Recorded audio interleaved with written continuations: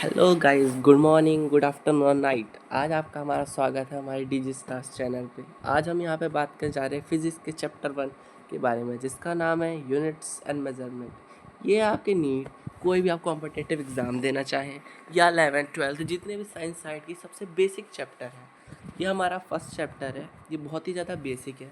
इसको हमने बहुत कंसोलिडेटेड विद डिटेल्ड रखने की कोशिश की है, जिससे हम फास्टली इसको कवर करने जा रहे हैं। तो इस चैप्टर का नाम है यूनिट्स एंड मेजरमेंट। तो फर्स्ट ऑफ ऑल, यूनिट क्या होता है? यूनिट किसी भी फिजिकल प्रॉपर्टी को एक्सप्लेन करने की सबसे छोटी यूनिट एक्सप्लेन करने की एक क्वांटिटी होती है।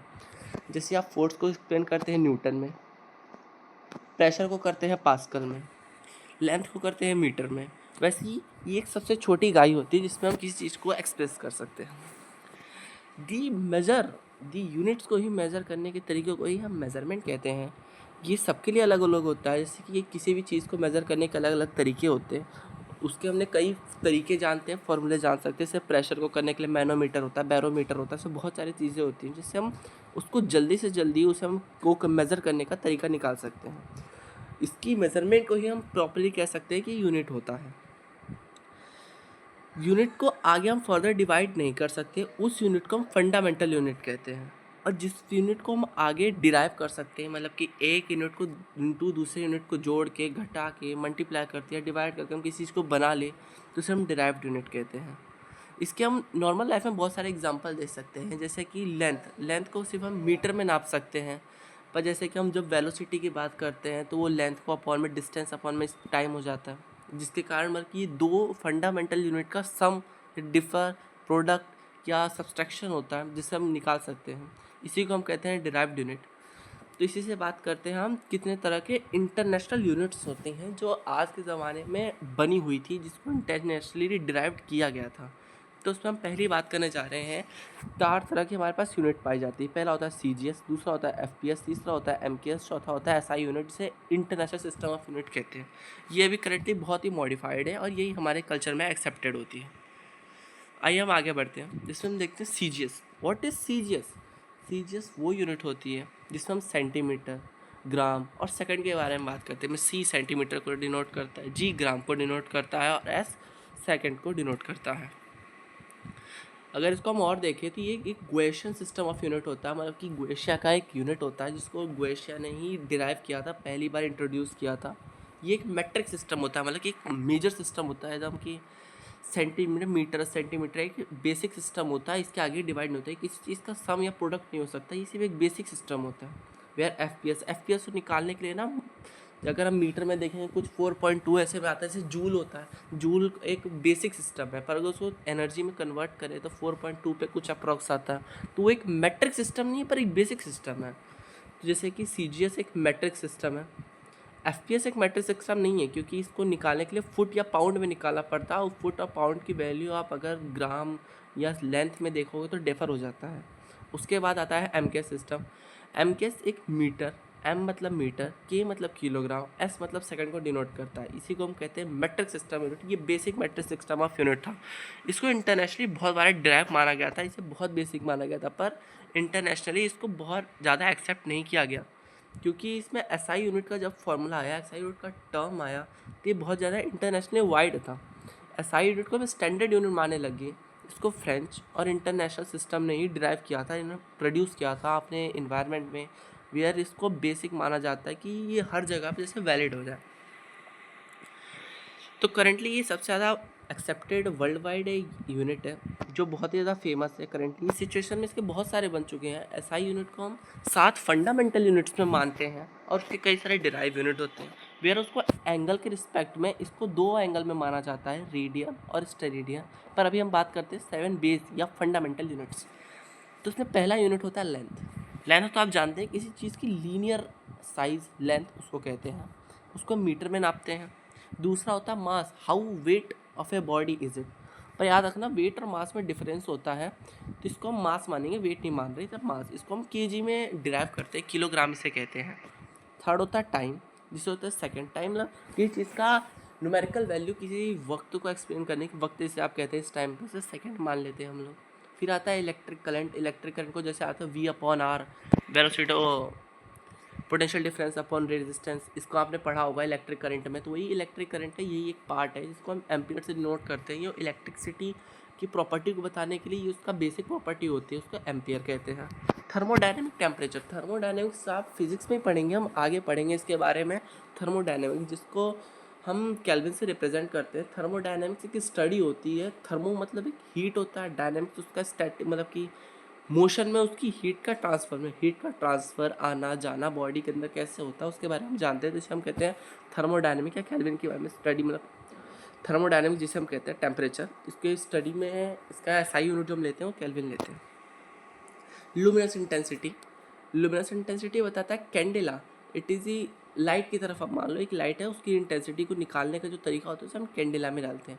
अमाउंट ऑफ सब्सटेंस, ये आपका केमिस्ट्री में हमारा पहला चैप्टर होने वाला है, जिसको मोल्स में हम कहते हैं। मोल चैप्टर इसे मोल के नाम से जानते हैं, इसका मोल ही कहते हैं। मोल इसका एसआई यूनिट भी होती है और मोल इसके चैप्टर का एक कॉन्सेप्ट भी होता है। इसमें एसआई यूनिट में ज़्यादा कुछ नहीं हो जाता, जब इसको साइन में ले जाते हैं तो ई हटा देते हैं, मोल बचता है। अब इसके बाद हम बात करते हैं two complementary unit. Supplementary units बताते हैं एंगल के बारे में बात होती है। एक होता है प्लेन एंगल, 2D स्ट्रक्चर। अगर x और y के बीच में से बात हो रही हो तो वो 2D स्ट्रक्चर होता है, पर अगर इसमें z के बारे में भी बात हो रही हो तो ये 3D स्ट्रक्चर होता है। जो 3D स्ट्रक्चर होता है वो हमारा स्टेरेडियन यानी सॉलिड एंगल बताता है, जिसमें डोम शेप्ड मान लो, आप डोम मान लोगे। अगर किसी चीज़ को आप स्फेयर मान लो, वो एक स्फेयर एक 3D स्ट्रक्चर है। उसका जो लेंथ होगी, एरिया होगा, उसको हम निकालने का तरीका देख सकते हैं कि उसका एरिया, कितना एरिया वो ऑक्यूपाई कर रहा है, उससे अगर हम डिवाइड कर दें उसके रेडियस को, मतलब ये स्फेयर है, इसमें कितना एरिया भरा होगा, इसका पूरा अगर एरिया हम निकाल लें और उसको उसी से रेडियस से ही डिवाइड कर दें तो हमारा सॉलिड एंगल आ जाता है, जिसे हम 3D स्ट्रक्चर मानते हैं। दूसरा होता है प्लेन एंगल, 2D स्ट्रक्चर इसे कहते हैं। अगर उस एरिया के आर्क से हम सीधी डिवाइड कर दें, मतलब कि ये रहा आर्क, अगर इसको आर्क से इसके रेडियस से ही डिवाइड कर दें तो इसे हम कहते हैं प्लेन एंगल, जिसे हम कहते हैं 2D स्ट्रक्चर्स। इसका हम डिनोट रेडियंस में करते हैं, जब 2D स्ट्रक्चर तो रेडियन, 3D स्ट्रक्चर को स्टेरेडियन में करते हैं। रेडियंस का हम आगे हम बहुत पढ़ेंगे वेव्स चैप्टर में, जहाँ पे हम रेडियंस में ही थीटा को एक्सप्लेन करते हैं। फिर हम आते हैं आखिर एडवांटेज क्या है एसआई यूनिट का, एसआई यूनिट को हमने क्यों एक्सेप्ट किया। तो पहली बात है बहुत ही ज़्यादा कोहेरेंट सिस्टम होता है, बहुत ही ईजी, बहुत ही वैल्यूएबल, बहुत ही आप आसानी से इसे एक्सेप्ट कर सकते हैं। एक तरह से रेशनल और एब्सोल्यूट, मतलब कि पूरे वर्ल्ड में एब्सोल्यूटली वर्ल्ड वाइड है कि आप इसको कहीं भी जाओगे आपको यही सिस्टम मिलेगा। इसमें कोई एरर नहीं आ सकता, क्योंकि एक ऐसा सिस्टम है जिसकी हर समय मेजरमेंट सेम ही सेम रहेगा, कभी बदलेगा नहीं।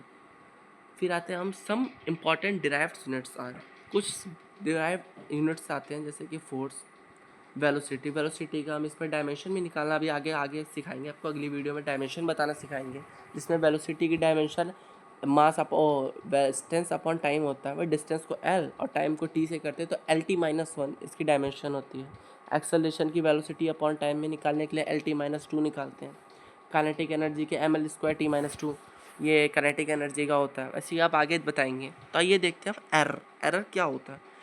किसी भी वैल्यू आप कोई मेजरमेंट करते हो, मेजरमेंट में किसी प्रकार की आप वैल्यू निकालते हो, उसकी ट्रू वैल्यू कि अगर वो वैल्यू है कितनी, मतलब आप कोई 10 मीटर की वायर है, आप उसके वायर को मेज़र कर रहे हैं, तो 10 मीटर की जो वायर होगी उसकी जो डिस्टेंस होगी वो 10 मीटर है, ये उसकी ट्रू वैल्यू है।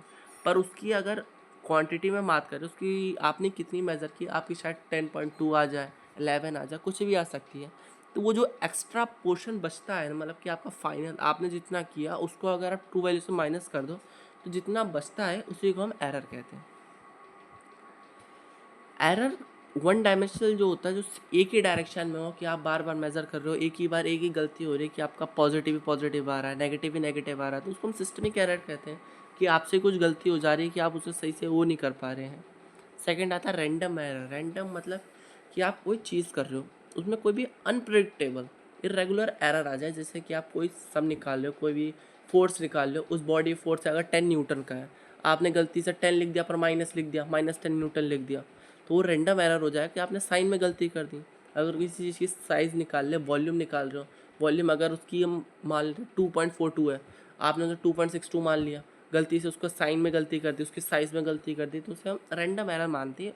ये देखा जाता है, ये जनरल एरर होता है, सबसे जनरल एरर रैंडम एरर को ही हम मानते हैं। ये जनरल प्रॉपर्टी होती है एरर की। फिर आता है हम least count error. Least count error तब एप्लीकेबल होता है जब आप बहुत ही ज़्यादा छोटी यूनिट या बहुत ही ज़्यादा बड़ी यूनिट, इसकी वैल्यू आप जैसे जान सकते हैं, छोटी यूनिट की वैल्यू हम देख सकते हैं जैसे 0.00003। अगर इसको हम देखते हैं तो अप्रॉक्स लगा लेते हैं, 3 में अप्रॉक्स रखते हैं 0.4 0.5 अप्रॉक्स में करते हैं तो इसमें एरर आ जाता है। अगर हम लार्ज में भी देखते हैं 10⁻⁻24 kg, तो 24 जो kg आया पावर में है तो बहुत ही ज़्यादा एक्सट्रीम वैल्यू है, तो उसको हम निकालने के लिए अप्रॉक्स में मानते हैं, तो ये वैल्यू में लीस्ट काउंट एरर मानते हैं। वैल्यू में छोटी सी गलती हो जाती है जिसके कारण ये भी आसानी से देखा जाएगा। आप अभी साइंस में पढ़ेंगे तो आप देखेंगे बहुत सारे ऐसे वैल्यू है जिसको आप ज़्यादातर अप्रॉक्स में ही मानते हैं, क्योंकि उनकी वैल्यू की एक्चुअल न्यूमेरिकल वैल्यू बहुत ज़्यादा होती है। तो हम अगला पढ़ने जा रहे हैं एब्सोल्यूट एरर। एब्सोल्यूट एरर हम देखें किसी भी चीज़ का मैग्नीट्यूड। मैग्नीट्यूड आपको समझाना है तो मैग्नीट्यूड बोलोगे उस चीज़ की वैल्यू क्या है।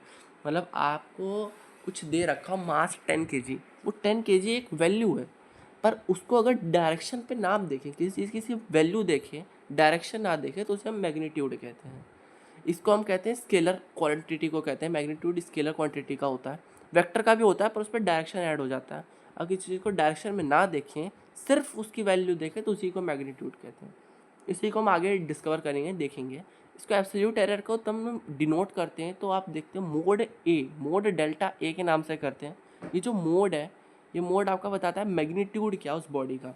दो आप कैप खींच दो, दोनों तरफ से एक बॉक्स जैसा शेप बना दो, उसी को हम मोड कहते हैं। डेल्टा तो आप जानते हैं चेंज इन देयर एम्पलीट्यूड या एवरेज वैल्यू, उसी को हम में लिखा हुआ है। अगर ए मीन बताता है, ये आपको आगे बहुत ज़्यादा काम आने वाला है। ये अलग अलग चैप्टर में आप जाएंगे, जैसे उसमें आपको मीन वैल्यूज़ की निकालने को बताती है, वेव्स में भी आपको दिखाएगा और ऑसिलेशंस में दिखाएगा, काइनेटिक थ्योरीज में दिखाएगा, इसमें ज़्यादातर में दिखाता है। ए मीन निकालने का सिंपल तरीका बताता हूँ कि आपको जितनी वैल्यू हो उसको ऐड करते जाओ और उसको डिवाइड कर दो, उस कितनी वैल्यू को आपने ऐड किया उससे डिवाइड कर दो। मतलब कि 3 4 5 6 7 ये 4 5 वैल्यू हैं, इनको ऐड करो। 3 4 5 6 ये 4 वैल्यू हैं, इनको हमने ऐड किया, डिवाइड कर दिया 4 से, क्योंकि ये 4 चीज़ों का हमने सम किया था तो इसको 4 से डिवाइड कर दिया, वही उसकी मीन वैल्यू हो जाती है। अगर हम किसी एक चीज़ की मीन वैल्यू A1, अगर कोई A1 क्वांटिटी है उसकी अगर हमें मीन वैल्यू निकालना है तो उसको हम A1 माइनस जो हमने A1 निकाला है उससे और उसकी मीन वैल्यू से डिवाइड कर देंगे तो हमारा A1 मीन आ जाएगा। फिर हम आगे बात करते हैं रिलेटिव एरर। रिलेटिव एरर वो होता है जब मीन एब्सोल्यूट एरर को मीन वैल्यू से ही डिवाइड कर दें, उसी को हम रिलेटिव एरर कहते हैं। आप ये सिंपल डेफिनेशन है, इसे याद रख लें कि एब्सोल्यूट को अगर मीन वैल्यू से डिवाइड कर दें तो उसे हम रिलेटिव एरर कहते हैं। मतलब डेल्टा ए डिवाइडेड बाय ए, यही होता है मीन वैल्यू। फिर आता है परसेंटेज एरर। परसेंटेज एरर आता है percent representation of relative error. Relative error को जैसे आप परसेंटेज निकालते हैं कि आपके कितने नंबर आए, उसको 100 से मल्टीप्लाई करके उसको डिवाइड कर दो जितने नंबर का था, वैसे इसको भी करते हैं कि कितना चेंज है ए में, ए मीन में कितना चेंज है, उसको 100 से मल्टीप्लाई करके डिवाइड कर दे टोटल ए मीन जो वैल्यू होती, उसी को हम कहते हैं परसेंटेज एरर। तो यही थे हमारे कुछ चैप्टर। इस चैप्टर में हमें आगे हम बताएंगे आपको डायमेंशंस के बारे में, उनके फार्मूलाज बताएंगे और उसको करना सिखाएंगे। इसके लिए हमें चैनल को सब्सक्राइब कर दें और थैंक यू।